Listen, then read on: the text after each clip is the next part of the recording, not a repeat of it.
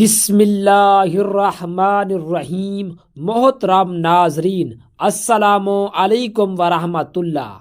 حضرت ابو ہریرہ رضی اللہ تعالی عنہ سے روایت ہے کہ رسول کریم علیہ الصلاۃ والسلام نے فرمایا کہ بتاؤ، اگر تم لوگوں میں کسی کے دروازے پر نہر ہو اور وہ اس میں روزانہ 5 مرتبہ غسل کرتا ہو تو کیا ان کے بدن پر کچھ میل باقی رہ جائے گا؟ صحابہ کرام نے عرض کیا، کیا ایسی حالت میں اس کے بدن پر کچھ بھی میل باقی نہ رہے گا؟ حضور صلی اللہ علیہ وآلہ وسلم نے فرمایا، بس یہی کیفیت ہے 5 نمازوں کی، اللہ تعالیٰ ان کے سب گناہوں کو مٹا دیتا ہے۔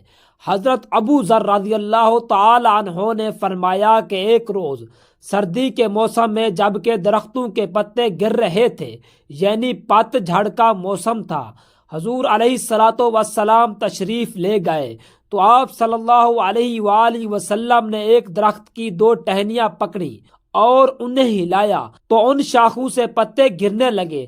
آپ صلی اللہ علیہ وآلہ وسلم نے فرمایا، اے ابو ذر۔ حضرت ابو ذر رضی اللہ تعالی عنہ نے عرض کیا، حاضر ہوں یا رسول اللہ صلی اللہ علیہ وآلہ وسلم۔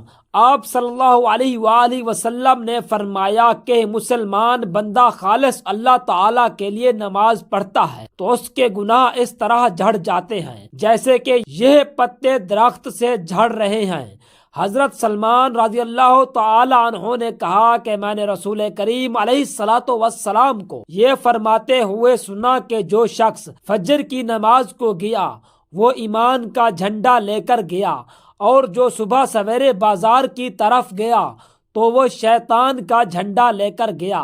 حضرت عبداللہ بن عمر بن العاص رضی اللہ تعالی عنہما سے روایت ہے کہ نبی کریم علیہ الصلاۃ والسلام نے ایک روز نماز کا ذکر کیا تو فرمایا کہ جو شخص نماز کی پابندی کرے گا تو نماز اس کے لیے نور کا سبب ہوگی، ایمان کی دلیل ہوگی اور قیامت کے دن بخشش کا ذریعہ بنے گی، اور جو نماز کی پابندی نہیں کرے گا اس کے لیے نہ تو نور کا سبب ہوئی، نہ کمال ایمان کی دلیل ہوگی اور نہ بخشش کا ذریعہ، اور وہ قیامت کے دن قارون، فرعون، حامان اور اپنی من خلف کے ہمراہ ہوگا۔ حضرت علی کرم اللہ تعالی وجہہ نے کہا کہ حضور علیہ الصلاۃ والسلام نے مجھ سے فرمایا کہ اے علی، 3 کاموں میں دیر نہ کرنا، ایک تو نماز ادا کرنے میں جب وقت ہو جائے، دوسرا جنازے میں جب کہ وہ تیار ہو جائے، تیسرے بیوہ کے نکاح میں جب کہ اس کا کفو مل جائے۔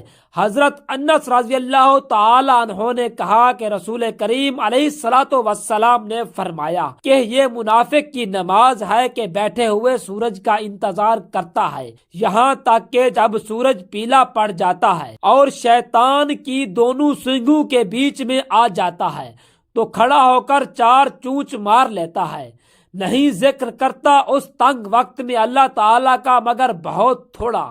حضرت عمرو بن شعیب رضی اللہ تعالی عنہما اپنے دادا سے روایت کرتے ہیں، انہوں نے کہا کہ حضور علیہ الصلاۃ والسلام نے فرمایا کہ جب تمہارے بچے 7 سال کے ہو جائیں تو ان کو نماز پڑھنے کا حکم دو، اور جب 10 سال کے ہو جائیں تو ان کو مار کر نماز پڑھاؤ اور ان کے سونے کی جگہ علیحدہ کرو۔ آہستہ قرآن پڑھنے میں اتنا ضروری ہے کہ خود سنیں، اگر حروف کی تنقیح کی مگر اس قدر آہستہ پڑھا کہ خود نہ سنا تو نماز نہ ہوگی۔ سجدہ میں پاؤں کی ایک انگلی کا پیٹ زمین سے لگنا شرط ہے، اور ہر پاؤں کی 3 انگلیوں کا پیٹ لگنا واجب۔ تو اگر کسی نے اس طرح سجدہ کیا کہ دونوں پاؤں زمین سے اٹھے رہے تو نماز نہ ہوئی۔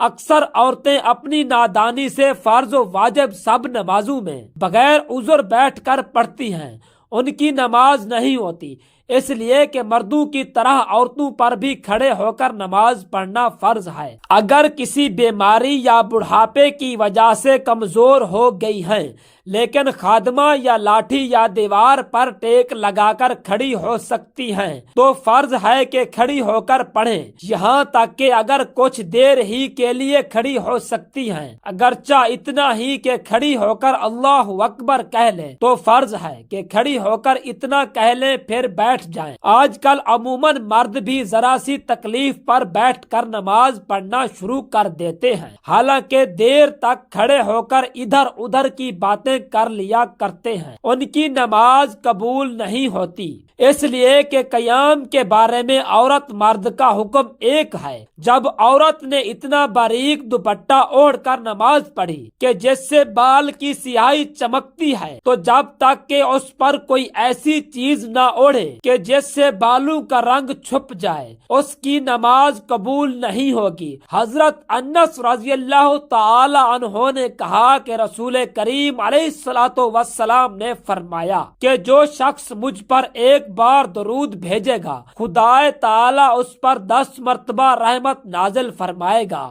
اور اس کے 10 گناہوں کو معاف فرمائے گا اور 10 درجے بلند فرمائے گا۔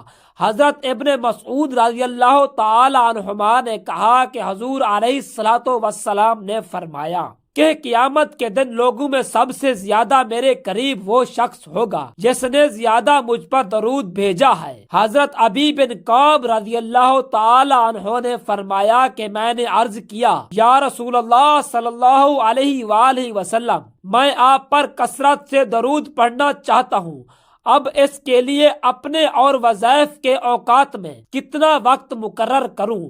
فرمایا جتنا تم چاہو۔ عرض کیا چوتھائی؟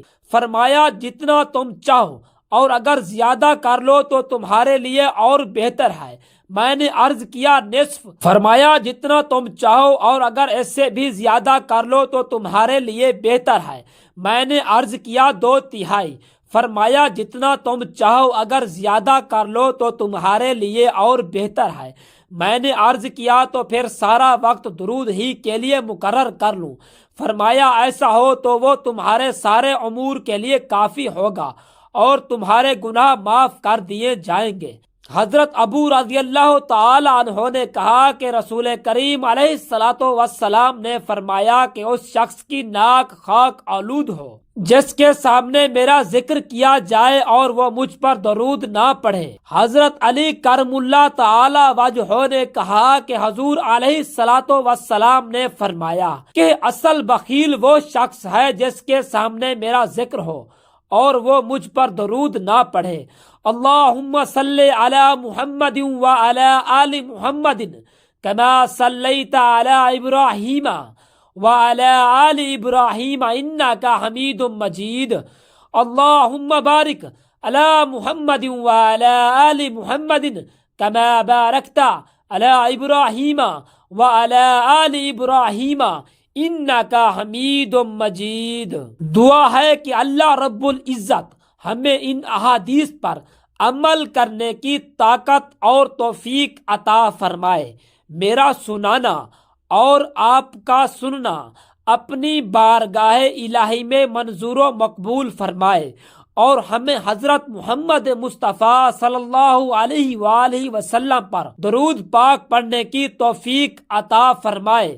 آمین ثم آمین۔